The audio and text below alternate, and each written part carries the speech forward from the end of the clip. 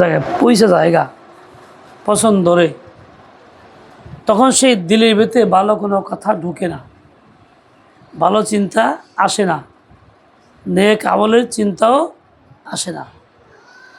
জ্বলন্ত আগুনে চুলার মধ্যে থাকা অবস্থায় জ্বলন্ত আগুনের যদি কাউকে ফালাই দেওয়া হয়, তাহলে কি সে যাইতে যাবে, পড়তে যাবে না। জ্বলন্ত আগুনে কেউ যদি কতরে ফালাই দিলাম, সে খুশি হয়ে যাইব? কি করব? কি করবো? বেজার হইব, চিল্লাচিল্লি করবো, কান্নাকাটি করবো, বাড়ি যাওয়ার চেষ্টা করবো, করবো না? জ্বলন্ত আগুন হইল ক্ষতিকর। কাজে জ্বলন্ত আগুনটা সবাই ভয় খায়, আমরাও ভয় করি। একজন মানুষ যদি সহি ইলম না শিখে জাহালতের সাথে থাইকা করে কুফর শিরক নিয়ে মরে, তাহলে তো এই জ্বলন্ত আগুন যা আছে তার চেয়ে 70 গুণ বেশি তেজ আগুনে গিয়ে পড়বে, জাহান্নামের শাস্তি তার জন্য বরাদ্দ হবে। কাজেই এই অবস্থা থেকে মুক্তি পাইতে হইলে আমাদের এগুলো বিকল্প নাই। আমরা যেন সব কাজ যথাসময়ে করি, যথা নিয়মে করি। সময় মতো করলাম, নিয়ম মতো করলাম না, সে কাজ কাজ না। নামাজের ওয়াক্তে নামাজ পড়লাম, নিয়ম মতো না, ও ছাড়াই পড়তেছি, তাহলে এই কাজ কাজে লাগবে? কথা কয় না? ও ছাড়া নামাজ কাজে লাগে? লাগে না।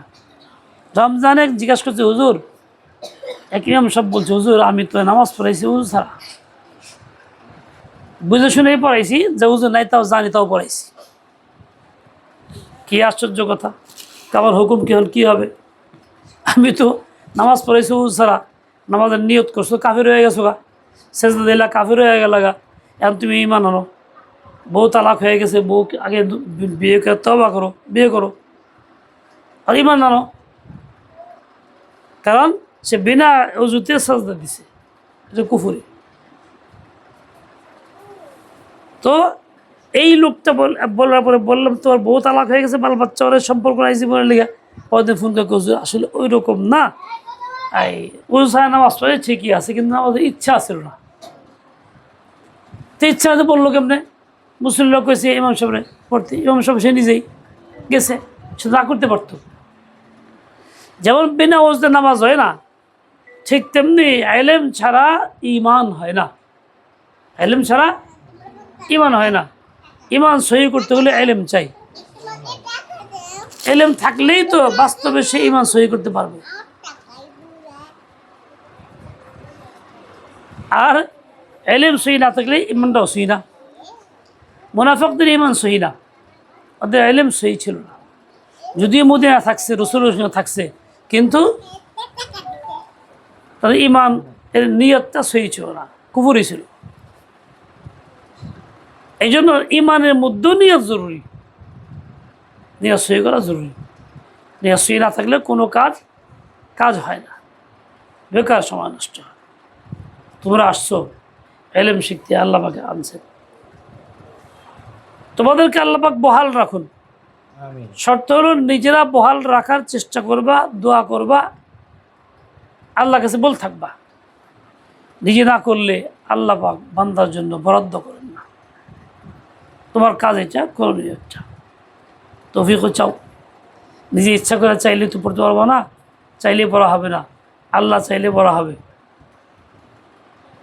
কাজেই তুমি পড়তে চেষ্টা করছো, ভালো কথা, দোয়া করছো, ভালো কথা, কাফি না, আল্লাহ না চাও পর্যন্ত।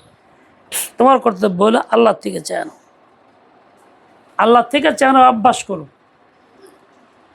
তোমাদের মতো একজন মেয়ে মানুষ রসুল আকদাসের খেদমতে গেছে, একটা শিশু বাচ্চা কোলে নিয়ে গেছে, স্বামী ছেড়ে ভাই ছেড়ে দিয়া সব ছেড়ে দিয়ে গেছে। ওই বাচ্চাটা মারা গেছে কিছুদিন পরে। মা এখন এই বাচ্চার লাশ সামনে দোয়া করে, আল্লাহ বাচ্চা মারা গেছে, আপত্তির কিছু নাই, তুমি নিয়ে গেছো, খুশি আছে। কিন্তু এখন যে কাফেররা হাততালি দিবে, বলবে এই তো দেখ আমাকে দল থেকে গেছে গা, দেখ বাচ্চা মরে গেছে গা, এই কথা বলবে, লজ্জা দিবে, আল্লাহ তুমি কাফেরকে হাসাইও না, লজ্জা দিবার দিও না, বাচ্চা জিন্দা করে দাও। আল্লাহর কি শান, সে দোয়া করছে, দোয়া করে হাত নামানোর আগেই বাচ্চা জিন্দা হয়ে গেছে। জিন্দা করছেন কে? আল্লাহ তাআলা। কার দোয়া? তার মার দোয়া। তাহলে মেয়েদের দোয়া আল্লাহর কাছে বড় পছন্দের, গ্রহণযোগ্য দোয়া।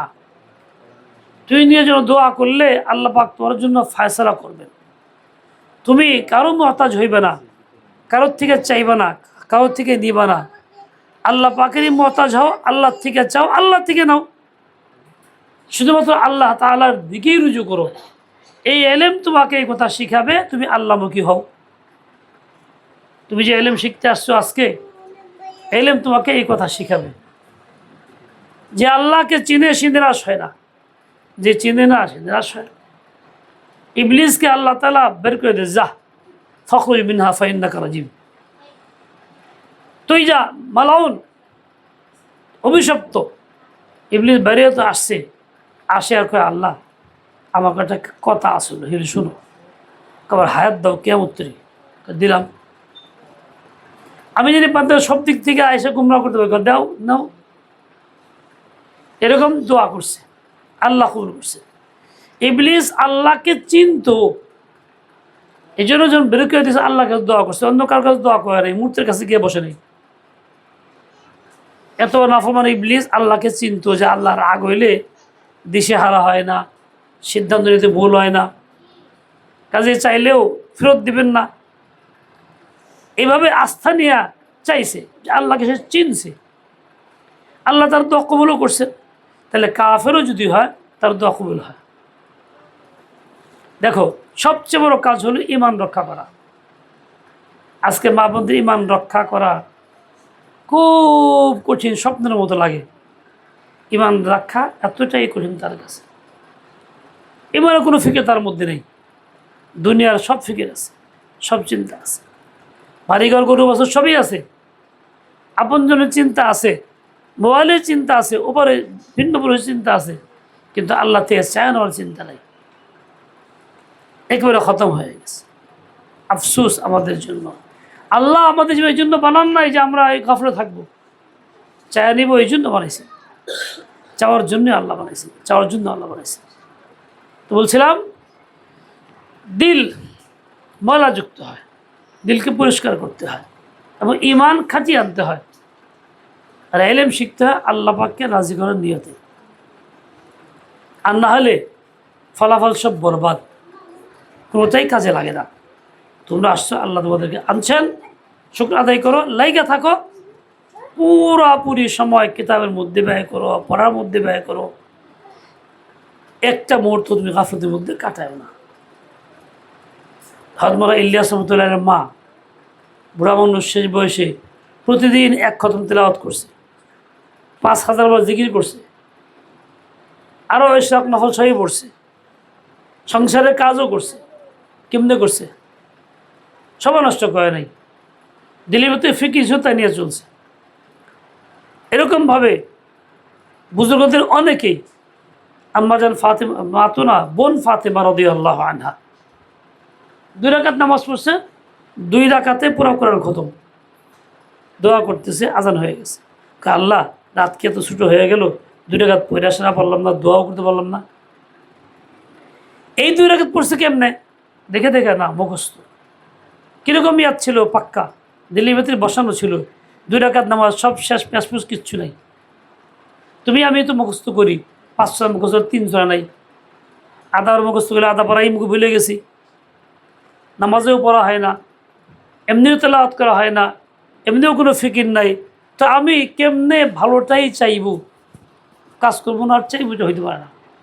ওনার মতো হোক, জিন্দেগি গড়ো, দেখবা আমলেও মজা লাগতেছে, দুনিয়ারও তুমি আসবাব পাইতেছো, শান্তি পাইতেছো। আল্লাহ পাক রব্বুল আলামিন সহি বুঝ দিয়ে দেন, হিম্মত আলা তৌফিক খায়র দিয়ে দেন। সুবহানাক আল্লাহুম্মা ওয়া বিহামদিকা আশহাদু আল্লা ইলাহা ইল্লা আনতা আস্তাগফিরুকা ওয়া আতুবু ইলাইক। ফরজ না বেপর্দা করা ফরজ কোনটা? আমাদের দেশে গণতন্ত্র আইনে পর্দা নাই, পর্দা করা লাগবে না। যার যার খুশি তাইতেই চলবে। আমরা গণতন্ত্রের আইন মানবো না আল্লাহর আইন মানবো? জুড়ে কও, কার আইন মানবো? পর্দা করবো না ছাড়বো? যখন নাকি আমরা ভোট দিই গণতন্ত্রের আইনের পক্ষে, তখন আমি ভোট দেই পর্দার বিপক্ষে। যে পর্দা নাই এই কথার পক্ষে ভোট দিই। ইমান থাকবো নি?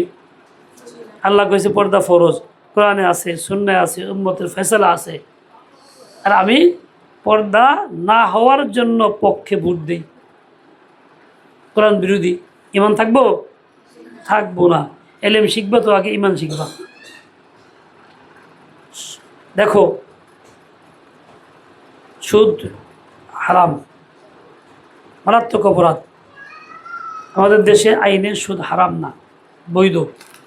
এই সরকার সুদ দেয়, ব্যাংকগুলি সুদ দেয়, সুদ নেওয়ার জন্য উদ্বুদ্ধ করে ব্যবসায়ীরা, বড় বিল্ডিংওয়ালারা সুদ না নিলে এগো অনেক ট্যাক্স আসে। এগো বলতে গেলে বাধ্যই করা হয় আইনগত। ভোট দিই গণতন্ত্রের আইনে সুদের পক্ষে, পক্ষে দিতেছি। ইমান থাকবো না যাইব? ইমান যাইব, চলে যাচ্ছে এবং গেছে। আমাদের কাছে হলে সহি এলেম শিখা, মেজাজ তৈরি করা, ওই সহিটাকে সামনে রেখা ইসলামের পক্ষে ভোট দেওয়া, প্রচলিত আইনের পক্ষে ভোট না দেওয়া। এরকম প্রত্যেক ঘাতেই আমাদের এলম অনুযায়ী কাজ করতে হবে। আল্লাহ পাক তৌফিক দেন। সুবহানাক আল্লাহুম্মা ওয়া বিহামদিকা আশহাদু আল্লা